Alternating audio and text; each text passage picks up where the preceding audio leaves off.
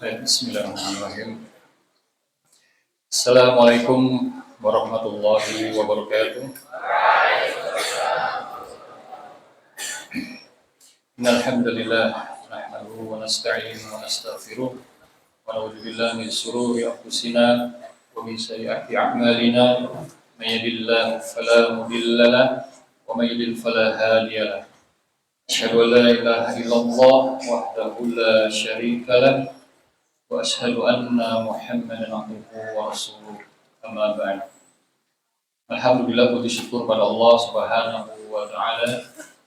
Pada hari ini kita semua masih diberikan kekuatan iman, kenikmatan Islam dan kesehatan tentunya, sehingga kita masih bisa bersama-sama menjalankan kewajiban kita sholat maghrib secara berjamaah. Salawat serta salam tidak lupa selalu kita curahkan kepada baginda kita Nabi Muhammad bin Abdullah sallallahu alaihi wasallam, serta kepada keluarga beliau, kepada sahabat beliau, dan para pengikut beliau hingga akhir zaman kelak. Alhamdulillah, para santri dan santriwati yang Ustaz cintai karena Allah Subhanahu wa taala, di pertemuan kita yang agenda kita di rutin insyaallah di Pondok Imam Syafi'i dengan kajian remaja, kita bertemu lagi untuk pembahasan seputar remaja insyaallah. Insyaallah nanti kita mungkin libur dulu ya setelah pada puasa Ramadan, nanti akan kita lanjut lagi untuk kajian remaja kita insyaallah. Baik. Kalian sudah melihat tema yang ada di depan kalian, mengenal minat dan bakatmu. Ya. Baik, ini hubungannya dengan remaja dan masa muda. Baik, jika kita mendengar istilah remaja dan kaula muda, apa yang ada di benak kalian? Apa yang ada di pikiran kalian? Remaja atau kaula muda itu apa yang ada di benak kalian? Apa, Ahmad?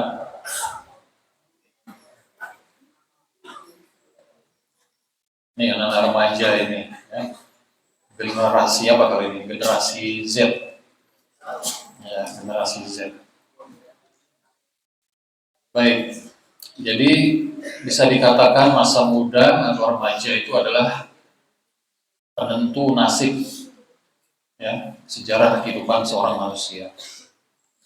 Jika ia gunakan dengan baik, ya, maka hidupnya akan baik, sukses dan bahagia. Namun jika dia sia-siakan hidupnya, tentunya akan mendapatkan kegagalan dan kesedihan. Jadi fase terbaik yang kalian ada sekarang adalah fase remaja atau fase muda, ya. Karena puncak kekuatan jasmani, kemudian rohani itu berada di fase kalian, ya. Fase kalian ini lagi kuat-kuatnya, kemudian apa lagi? Pasti sehat, ya, kemudian semangat, jiwa muda. Ya. Jadi memang fase muda adalah fase terpenting dalam kehidupan manusia. Karena puncak kekuatan jasmani tadi, rohani, dan lain-lainnya. Maka fase kehidupan manusia itu di dunia ini dibagi menjadi 3 fase.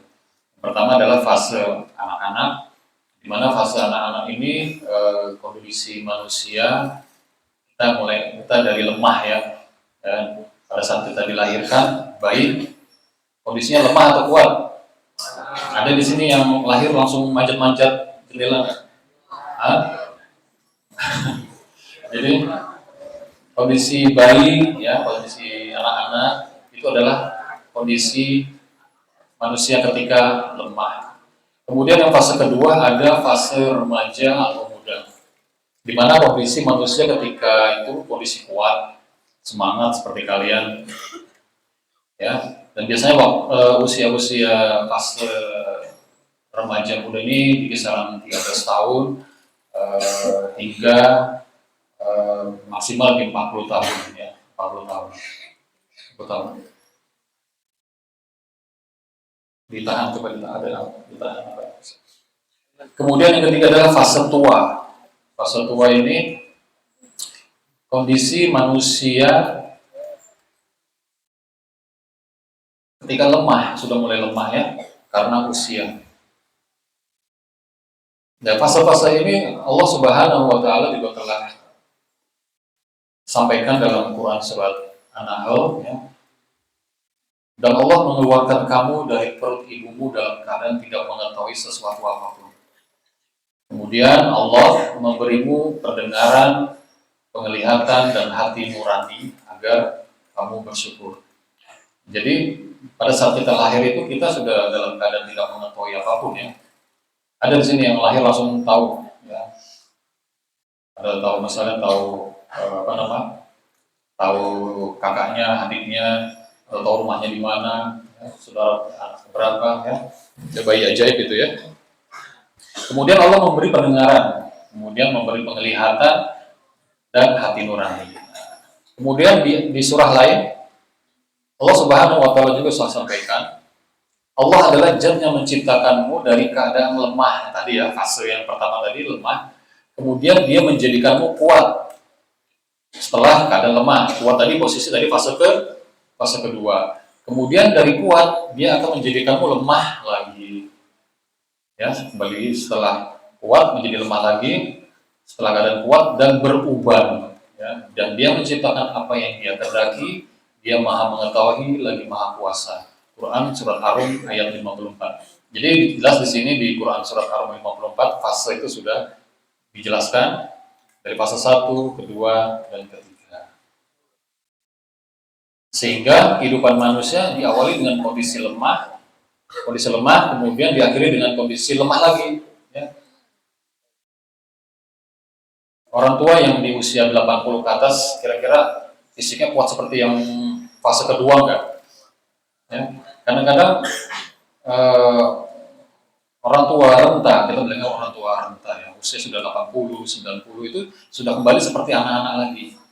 Kadang nggak ingat apa-apa, kondisinya lemah, kadang harus dimandikan, kadang harus dibersihkan, buang airnya. Jadi seperti bayi lagi, ya, seperti bayi lagi. Nah, satu-satunya kondisi terbaik di mana saat manusia berada di puncak kekuatan akal, jiwa adalah saat masa muda. Kondisi ini hanya sekali saja ya, anak-anak sekalian, para santri. Jadi kondisi ini hanya sebentar, jangan sampai tersia-siakan. Kalau kalian bertanya sama Ustaz, kira-kira kalau usia seperti Ustaz ya, mungkin ada lagi yang mungkin di atas Ustaz yang usia 50-60, kalau kita tanya, Bapak kalau disuruh milih, Bapak ingin seperti apa? Pasti inginnya muda. Saya kalau misalnya kasih pilihan, saya ingin seperti anak muda lagi. Tapi kalau kalian terbalik. Kalau kalian pilih, kalau saya ingin cepat dewasa, karena kalian bosan kali belajar sebenarnya, bosan belajar, bosan diatur, cepat-cepat belajar besar, cepat-cepat dewasa. Kalau kita yang sudah usia 40-50, kalau disuruh pilih kita ingin kembali seperti muda lagi. Ya, tapi ya tidak bisa, kondisi seperti itu tidak bisa dikembalikan lagi ke awal ya. Makanya di sini penting bagi kita untuk memanfaatkan waktu usia kita di usia muda. Nah, ada pertanyaan khusus di hari kiamat nanti. Ya, jadi saking pentingnya masa muda sampai Allah Subhanahu wa Ta'ala siapkan pertanyaan khusus di hari kiamat tentang masa muda. Ya. Dari Ibnu Mas'ud radhiyallahu anhu bahwa Rasulullah Shallallahu alaihi wasallam pernah bersabda, "Tidaklah beranjak pijakan kaki anak Adam pada hari kiamat dari sisi rohnya sampai ia ditanya tentang 5 hal." Kalian pasti sudah pernah dengar ini ya. Yang pertama adalah tentang usianya. Untuk apa dihabiskan usianya? Kemudian yang kedua, masa usia mudanya, untuk apa dipergunakan? Kemudian yang ketiga, tentang hartanya, dari mana dia peroleh dan untuk apa ia belanjakan. Kemudian tentang apa yang ia amalkan dengan ilmunya. Hadis riwayat Tirmizi. Nah, coba perhatikan hadis ini. Ya, Nabi Shallallahu Alaihi Wasallam menggambarkan ada 2 hal pertanyaan. Yang pertama adalah tentang masa hidup manusia. Ya. tentang keseluruhan umur ini jelas ya. Yang di pertama tadi tentang usianya untuk apa dihabiskan, pasti dari mulai lahir sampai dia meninggal ya. Itu yang akan dipertanyakan mulai dari dia lahir sampai nanti dia kemudian meninggal, akan ditanyakan untuk apa usia yang dihabiskan. Nah, yang kedua adalah tentang masa muda. Ya, tentu saja ya. Namun Allah Subhanahu wa taala akan menanyakan secara khusus tentang masa muda. Berarti ini menunjukkan perkara yang serius, ya, perkara yang serius. Dan ini sangat penting ya, masa-masa muda, masa-masa remaja seperti itu sangat penting. Karena nanti akan pertanyakan ya, di hari kiamat. Jadi kalian para santri, santriwati ya, harus siap nanti menyiapkan jawaban pertanyaan-pertanyaan tersebut ya, di hadapan Allah Subhanahu wa taala. Ya bukan kalian aja, Ustaz juga, ya Ustaz di sini juga pernah muda juga dulu ya. Kelak kita akan diminta pertanggungjawaban juga. Makanya manfaatkan waktu yang ada sebelum kita menyesal. Jadi saat nikmat itu berlalu, sering seseorang itu baru sadar tentang nilai nikmat yang pernah dia dapatkan. Masa muda itu terbatas, ya betul ya, terbatas ya. Tidak terasa, ia akan cepat kita tinggalkan. Kemudian bertambah hari, kita semakin dekat dengan ajal yang Allah tetapkan. Maka manfaatkan sebaik-baiknya sebelum nikmat ini berakhir dan tidak pernah akan kembali lagi. Ya. Kemudian hadis berikutnya dari Ibnu Abbas radhiyallahu anhu, Rasulullah sallallahu alaihi wasallam bersabda, manfaatkan 5 hal sebelum 5 hal. Kalian tahu? Ini sudah sering disampaikan. Manfaatkan masa mudamu sebelum masa tuamu, masa sehatmu sebelum masa sakitmu, masa kayamu sebelum kefakiranmu atau kemiskinanmu, masa luangmu sebelum masa sempit atau sibukmu, dan yang terakhir masa hidupmu sebelum kematianmu. Ya. Baik, dalam kesempatan kajian remaja pada hari ini kita akan mengangkat suatu materi yang bagus sekali ya, tentang mengenal minat dan bakat.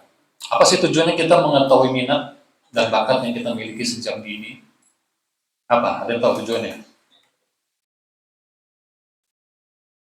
Kalian sudah tahu nggak minat kalian apa, bakat kalian? Ada yang tahu bakat?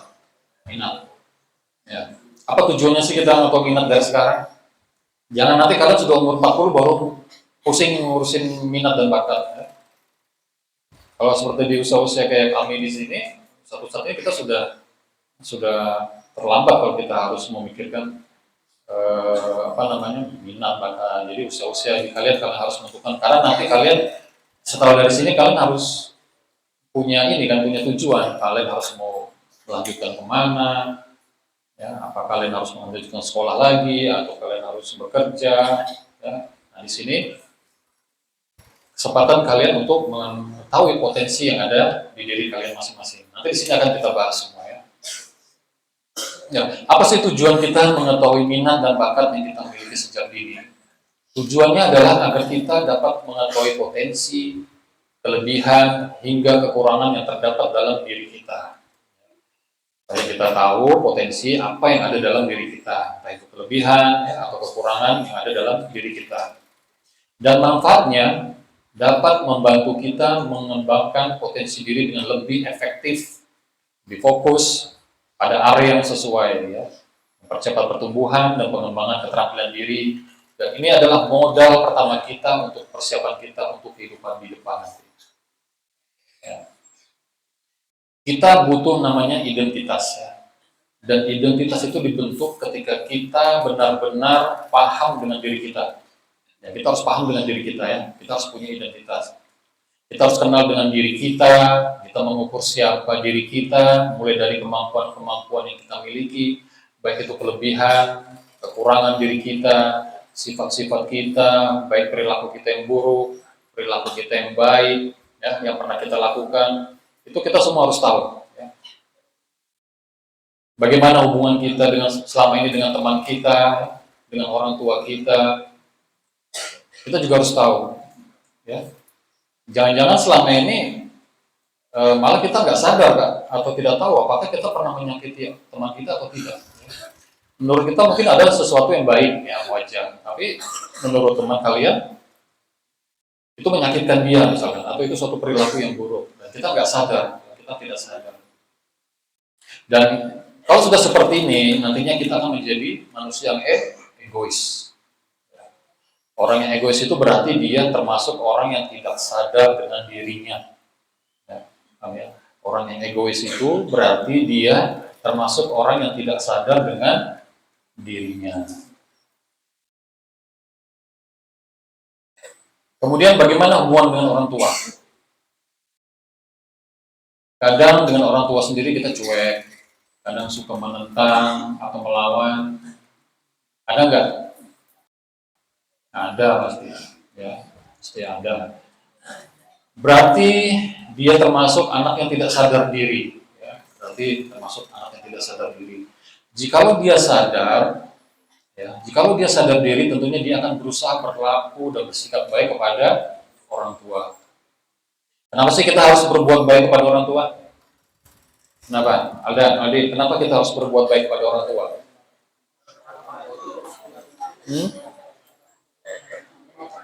Kenapa? Ingin masuk surga. Kenapa kita harus berbuat baik pada orang tua? Kewajiban. Kenapa? Supaya dibeliin handphone. Ya, kenapa kita harus berbuat baik pada orang tua? Ya karena perintah Allah. Wabil walidaini ihsana. Ya. Dan kepada kedua orang tuamu berbuat baik. Kenapa? Khususnya orang tua kita ya. Orang tua kita, khususnya ibu kita yang sudah melahirkan kita, ya, ayah kita yang bekerja mencari nafkah untuk keluarga, membesarkan kita hingga sekarang ini, dan tentunya yang paling menyayangi kita pastinya, ya, tentunya yang paling menyayangi kita.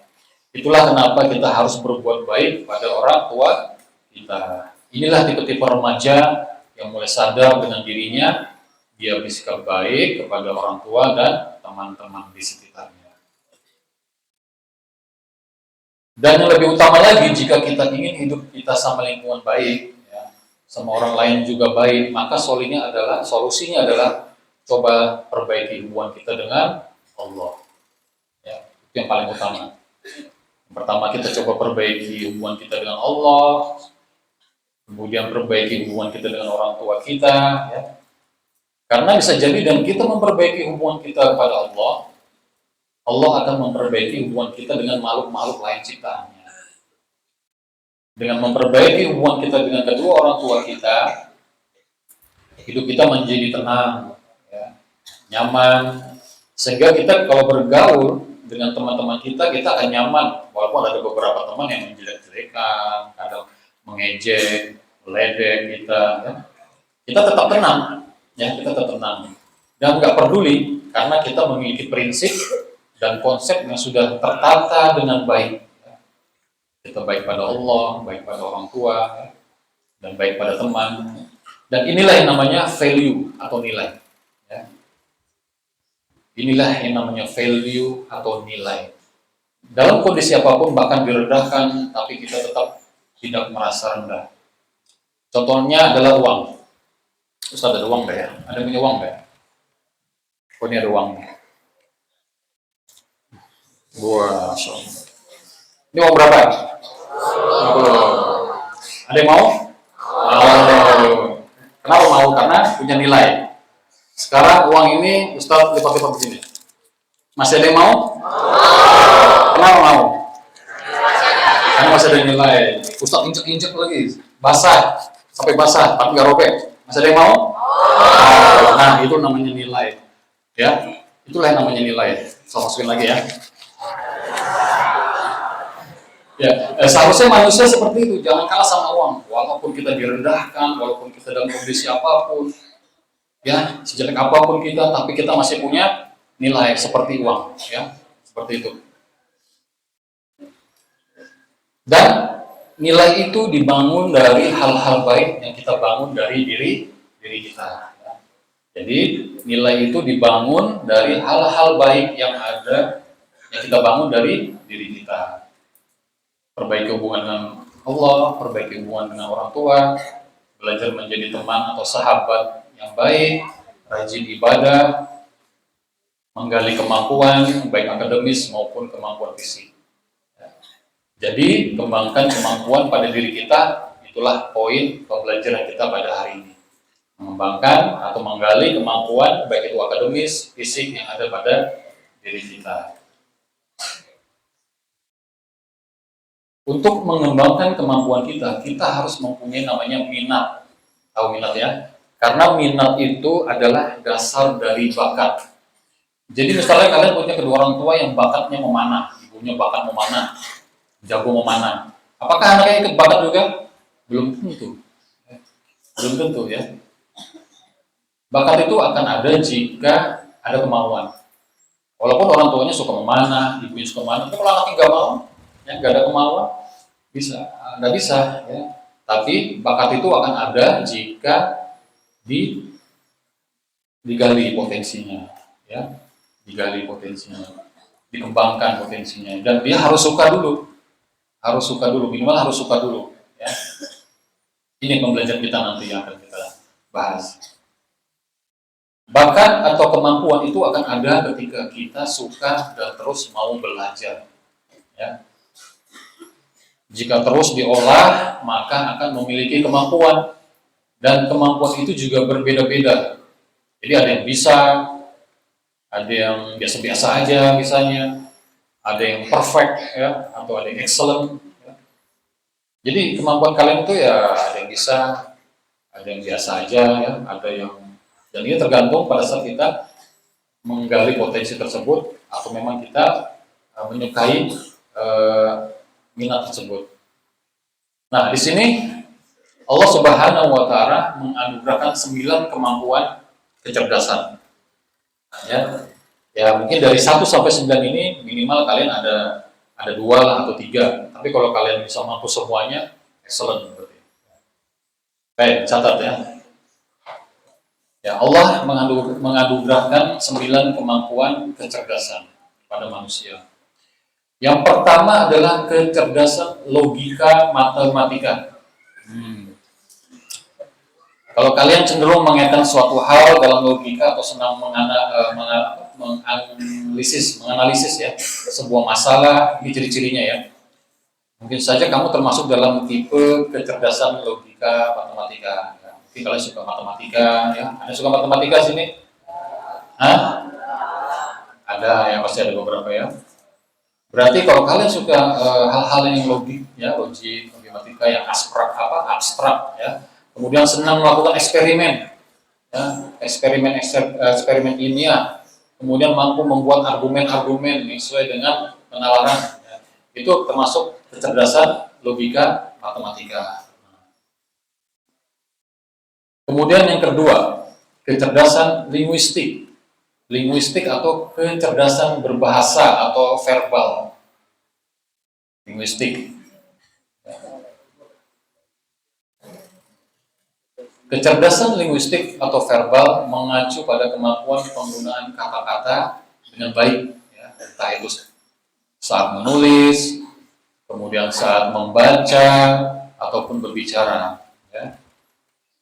Biasanya kalau yang memiliki kecerdasan linguistik ini suka berpidato, suka belajar bahasa Arab, bahasa Inggris, ya, atau suka menjadi MC atau moderator.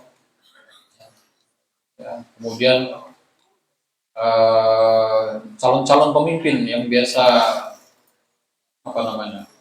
berpidato ya seperti presiden itu ya, retoriknya bagus. Kemudian mampu dan memiliki mereka peka dalam menemukan perbedaan dari arti kata, ya, urutan kata, bahkan ritme dalam sebuah ungkapan, mampu menjelaskan sesuatu dengan baik, ya, dengan bahasa yang baik, ya. Kemudian mudah berinteraksi dengan orang lain, ya, tertarik dengan bahasa asing yang tadi ya, bahasa Arab, suka bahasa Arab ya. Nah, anak-anak yang memiliki kecerdasan ini biasanya suka belajar bahasa, ya. Tadi suka berbicara, berpidato, ceramah, atau menyampaikan kebaikan. Insyaallah rata-rata sini semua punya kecerdasan linguistik ya, insyaallah ya, karena kalian juga di sini juga ada diajarkan bahasa Arab, dan bahasa Arabnya insya Allah bagus-bagus semua ya. Ya, itu yang kedua ya. Yang kedua. Kemudian yang ketiga ada kecerdasan visual spasial. Visual itu penglihatan ya. Kemudian spasial. Apa itu visual spasial? Orang dengan kecerdasan visual spasial memiliki kemampuan untuk berpikir secara abstrak dan sangat lihai dalam memvisualisasikan sesuatu. Contohnya gini, dia kalau jalan ya, jalan, misalnya naik Gojek atau bergojek lagi ya, endorse, naik motor ya. Kemudian kanan belok kiri, sana sini sini. Nah, pada saat dia kembali, dia tuh hafal ya, hafal. Tadi harus belok kiri, nama gangnya ini. Tadi ada patokan tempat sampah ini, harus belok kanan sini. Jadi dia hafal. Kemudian kecerdasan ini biasanya dia juga gampang mengingat sesuatu. Nah, misalkan mobil itu dengan mereknya sama. Misalnya mereknya mobil A misalkan. Mobil A ini beda-beda ya. Ada yang platnya beda, ada yang warnanya beda. Nah, dia tuh bisa hafal, bisa tahu ya. Bisa tahu. Dia pintar mengingat sesuatu, merekam dari visual yang dia lihat, kemudian dia rekam, kemudian dia bisa mengingat kembali.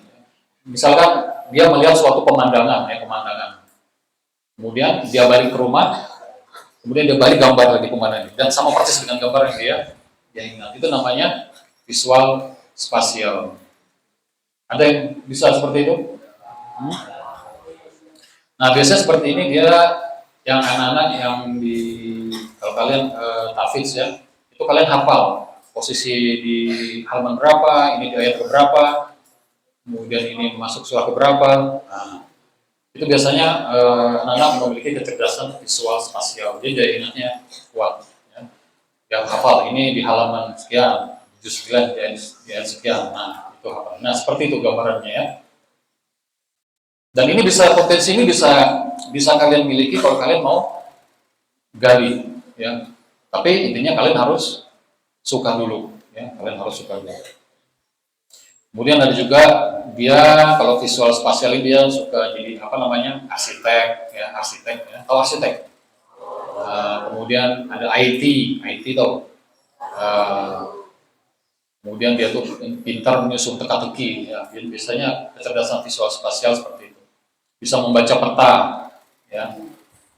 Yang keberapa ini? 3. Yang pertama tadi apa, coba ulangi? Logika matematika. Kedua, kecerdasan linguistik. Ketiga, visual spasial. Baik, kita masuk yang keempat. Wah, kalau yang keempat ini pasti banyak nih, Ustaz yakin ini. Yang keempat adalah kinestetik. Kinestetik atau jasmani. Nah, pasti paham saudara ini. Karena ini biasanya lebih mengedepankan keterampilan motorik, fisik, aktivitas fisik ya. Suka olahraga ya, suka berenang misalkan, memanah, berkuda atau main bola dan lain-lain. Ini biasanya potensi-potensi atau kecerdasan kinestetik yang ada pada diri kalian ya. Itu kalian bisa gali, dan ini juga penting sebenarnya. Kalian harus bisa memiliki kecerdasan kinestetik ya. Selain nanti manfaatnya kita dapat tubuh yang sehat ya tentunya ya. Kemudian kita bisa mengolah tubuh kita ya, bisa jadi bugar ya, jadi sehat tentunya. Kemudian yang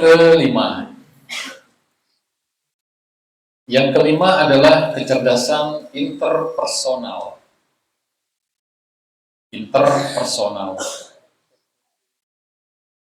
Apa itu interpersonal? Kecerdasan interpersonal itu disebut juga dengan kecerdasan sosial ya. Jadi kemampuan seseorang yang memahami orang lain ya. Dia bisa sebagai teman untuk curhat biasanya ya. Kemudian dia bisa kalau ada temannya yang sedang bersedih dia bisa menghibur ya. Kemudian nyaman diajak bicara, diskusi ya. Ustaz ada cerita ya. Cerita ini Ustaz dapatkan dari guru Ustaz sendiri tentang kecerdasan interpersonal ini ya. Jadi ini kisah ini ada anak SD kelas 5 SD ya. Anggap aja namanya si A ya. Si A, dia kelas 5 SD. Si A ini kelas 5 SD putri ya, putri. Kalau dari segi akademis, dia dari anak yang biasa-biasa aja. Ya, prestasinya di sekolah pun nggak bagus-bagus amat ya.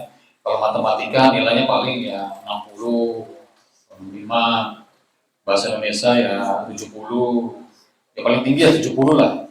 Nah, hingga pada suatu hari ibunya ini memanggil si A ini. Setelah melihat nilainya selalu nggak pernah apa yang diharapkan oleh ibunya. Jadi suatu hari dipanggil, ini kenapa sih nilaimu seperti ini? Bisakah kamu seperti si B, mungkin tetangganya, selalu ranking 1, selalu ranking 5, kemudian biar bisa inilah banggakan ibu sedikit lah.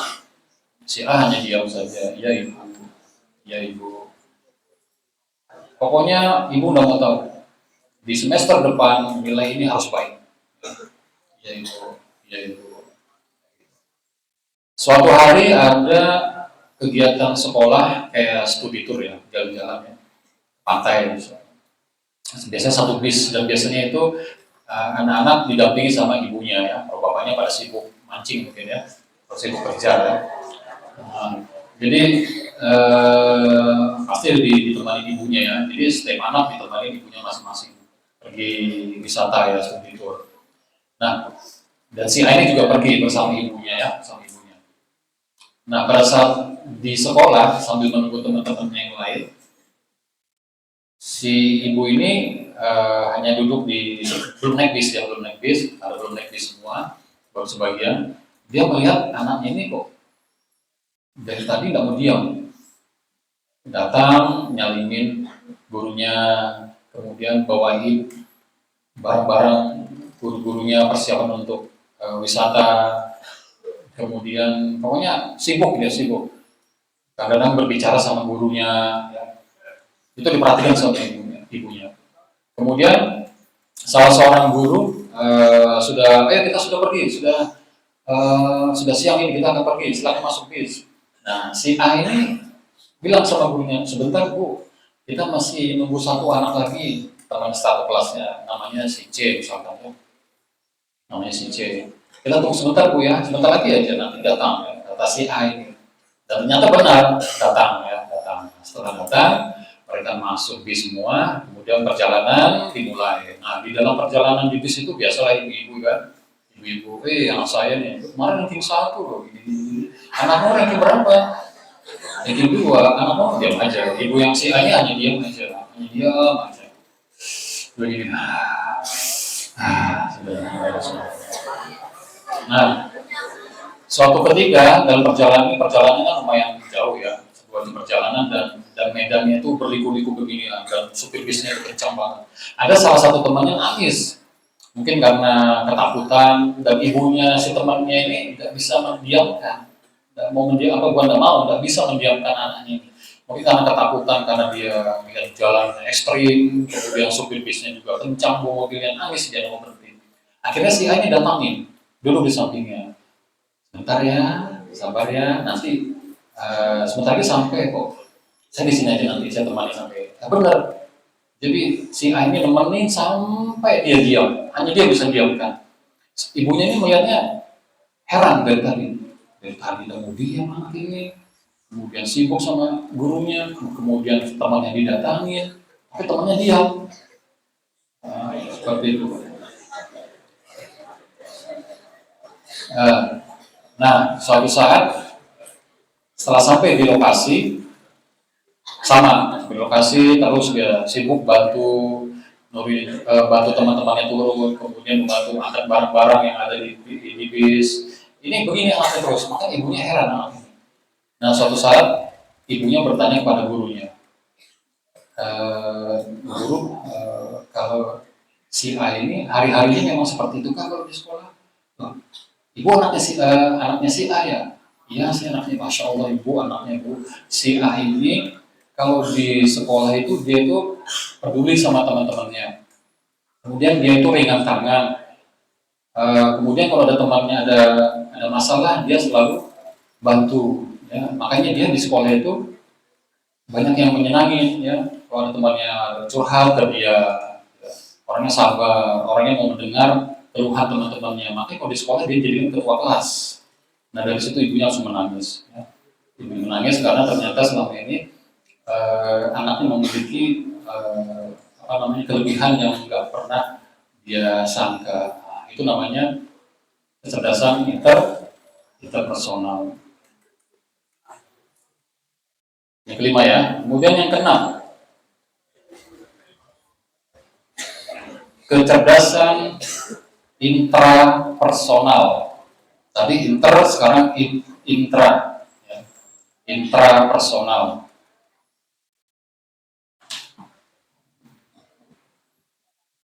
Ya ini berbeda dengan kecerdasan yang interpersonal tadi ya. Kalau interpersonal tadi dia peka terhadap kebutuhan orang lain. Nah, kalau kecerdasan intrapersonal lebih memahami karakter ya, dan perasaan diri sendiri.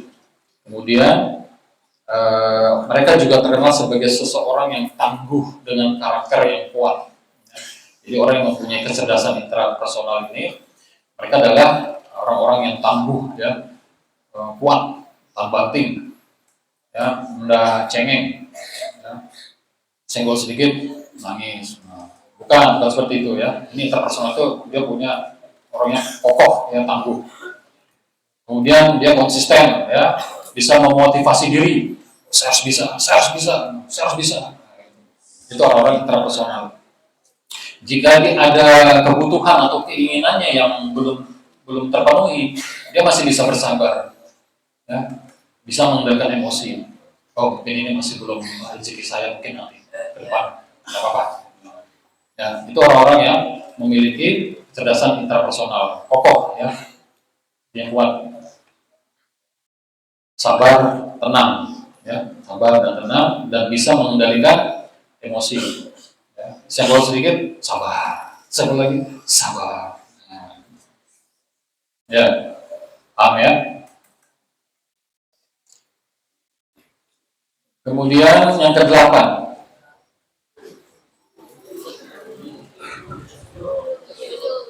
oh tujuh ya, ketujuh kecerdasan naturalistik atau natural, natural ya, bahasa natural aja, kalau naturalistik istilah lainnya.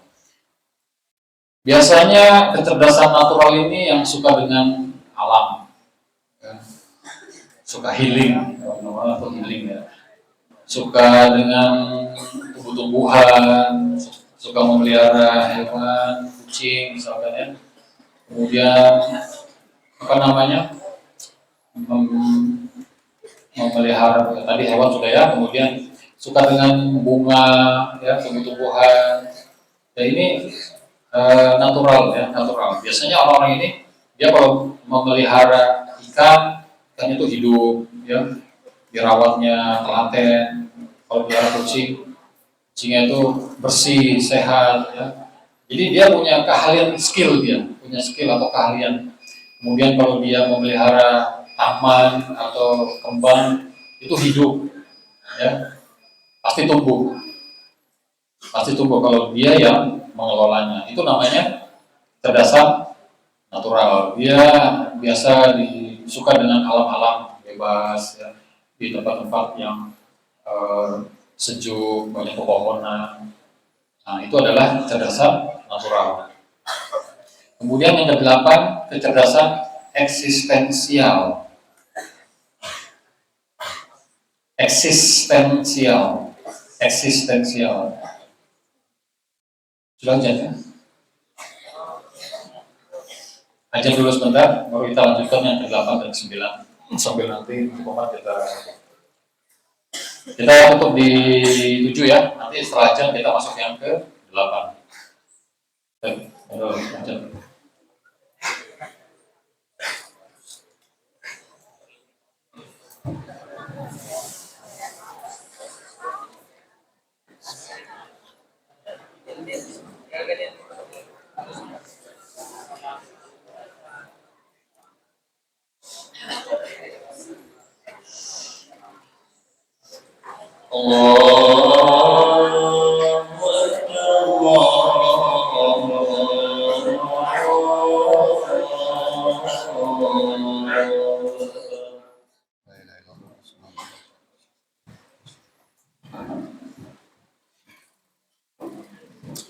Baik, kita lanjut sampai komatnya.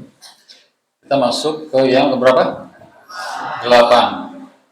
Yang ke-8 adalah kecerdasan eksistensial. Apa itu eksistensial?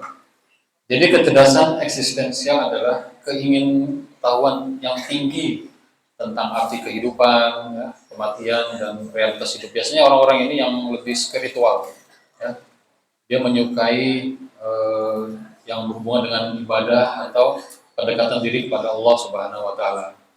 Dia suka sholat malam, ya, suka belajar agama, kemudian suka menjalankan ibadah-ibadah puasa, baik itu yang sunnah ya atau jalankan ibadah-ibadah lain. Dan kecerdasan ini ya tadi berusaha selalu dekat dengan penciptanya Allah Subhanahu Wa Taala. Itu yang masuk di 8 kecerdasan eksistensial. Kemudian yang terakhir adalah kecerdasan nada. Nah di sini nada ini kita tidak bahas masalah musiknya ya. Jadi kecerdasan nada ini biasanya seseorang yang suka dengan nada ini biasanya yang suka hal-hal yang berkaitan dengan suara atau ritme. Biasanya ini yang jadi imam ini atau suka murotal itu ya dengan seperti nada-nada syekh siapa gitu kan. Kalian menjadi imam, bacaannya enak didengar ya, bagus didengar. Ya. Ini biasanya kan nggak semua yang bisa seperti itu ya. Ya bisa kalau ngaji mungkin bisa semua, tapi yang memiliki kecerdasan nada itu tidak semua. Ya. Tidak semua. Nah biasanya orang-orang yang memiliki kecerdasan nada dia pintar dalam mengatur ritme ya, ritme seperti itu. Nah dari ke-9 ini kira-kira kalian sudah ada bayangan saya masuk di kecerdasan keberapa, kemampuan berapa ya? Ada sudah punya bayangan? Ya paling tidak ada yang lebih dari 1 atau enggak ada sama sekali? Nggak mungkin kalau nggak ada sama sekali ya. Minimal kalian punya 5 lah ya, 5 kecerdasan di situ ya. Jelas kalau linguistik pasti sudah kalian suka berbahasa. Kemudian kinestetik tadi suka olahraga semua. Satu-satu lihat sini kalian suka olahraga karena kinestetiknya jalan ini ya. Kemudian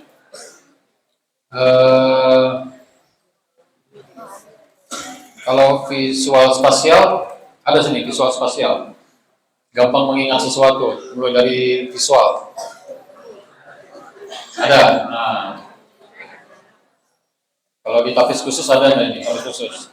Hafal dia. Posisi-posisi surahnya di mana, letaknya halaman berapa, ya. Biasanya seperti itu. Nah, kesimpulan dari apa yang kita bahas pada hari ini adalah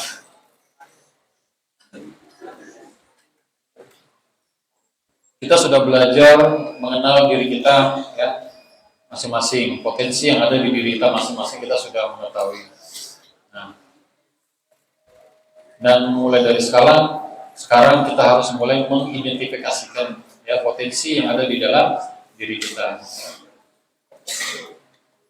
Jangan sampai di masa muda kalian ini kalian melakukan atau mengerjakan sesuatu yang gak bermanfaat ya. Apalagi saat libur biasanya. Libur menjadi generasi rebahan. Tahu generasi rebahan? Ya. HP miring, bukan HP lurus tapi HP miring.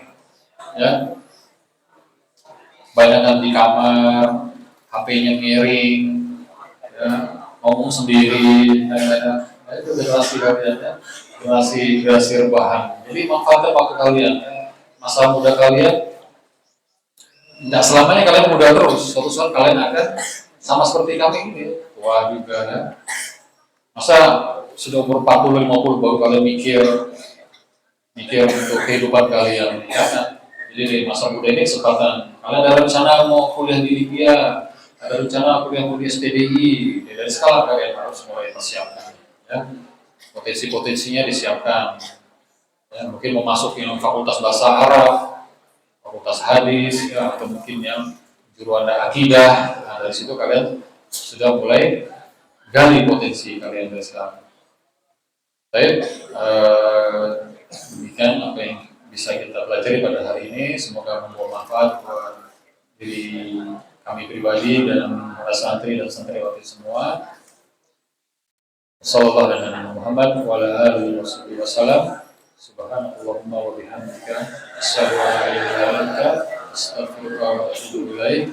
Assalamualaikum warahmatullahi wabarakatuh.